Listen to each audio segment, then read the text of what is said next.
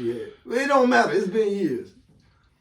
Fo had, I promise you, maybe like a pound of some regular weed on the table, which was some really good weed. He came trying to smoke and vibe. That's what he came trying to do. He had like another like 2 zips of some dro, and it was 1 zip, maybe even a half a zip of the Za, because you know the Za was barely, you know, niggas could barely afford it at that time. Most definitely. But I ain't gonna count. My homie had a buffet full of weed and shit, and was like, hey, whatever you want to do what you got to do. Make yourself at home. These my people. Sit down. We finna get into this. And I'm in my head. I'm like, damn. Like, he a real one. It's a cool like. He a real one. It's a cool nigga. Like it ain't too many niggas I know, especially that I guess know the background or think they know the background and shit of me, and get the feeling of, man, I could be a real cool motherfucker with that guy. You know. So it was never no like pushback with him. I never got to like you just felt it was real love, genuine.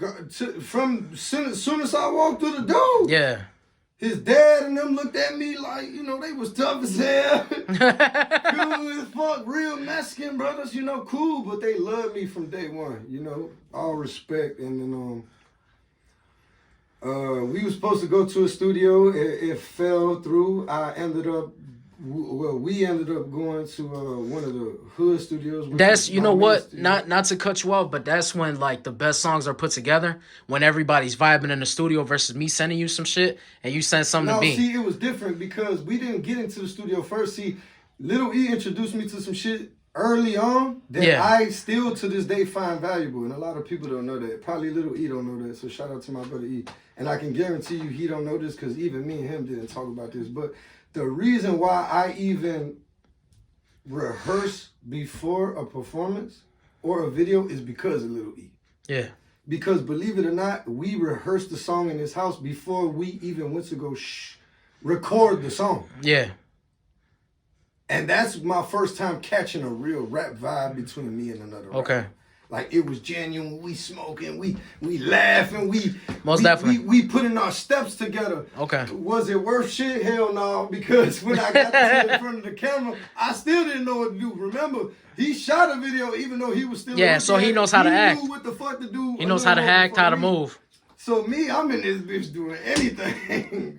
Like no I ain't gonna lie, I'm doing anything and shit. So it was what it was. It became history though, and so you know I'm still thankful for it. And I say, hey, don't forget, y'all was on Telemundo, man. We was on Telemundo. See what a lot of people don't know is Telemundo's like fucking CBS, bro. That's some real news shit. That came 2-3 years later though, because I'm glad you brought that up though. Hey, y'all ended up on the news, man. Me for dissing the kids. The reason why the Telemundo thing was even brought up is because what a lot of people don't understand is like, you see, I was locked up with a certain individual, I won't say his name, but he definitely was from the opposition side of what I believed in. And he obviously killed the little girl. And we had our altercation, it was what it was. And from what I experienced, they didn't really care about it. They made fun of it.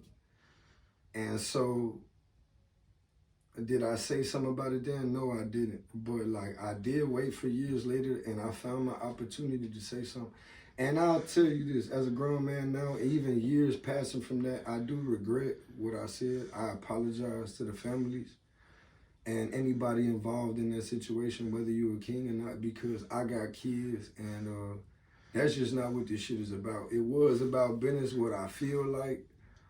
It was about street business, and it got handled how it handled. You know, everybody on both sides then got a different outcome based on what I said and based on what they said. So we not gonna get too much deep into it, but that's pretty much where that came from.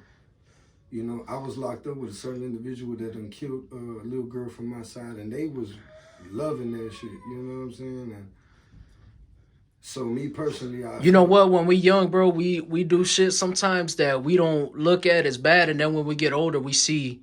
You know what I'm saying? We made mistakes, man. We all human. But I'd be you know what I'm saying? If I said, like, even in the midst of me putting that song out, like, people knew what it was, bro. Like, I still regret it because I got kids. I had kids at that same time. I did not want to talk about them kids. But I'd be lying if I tell you, like... You felt some type of way.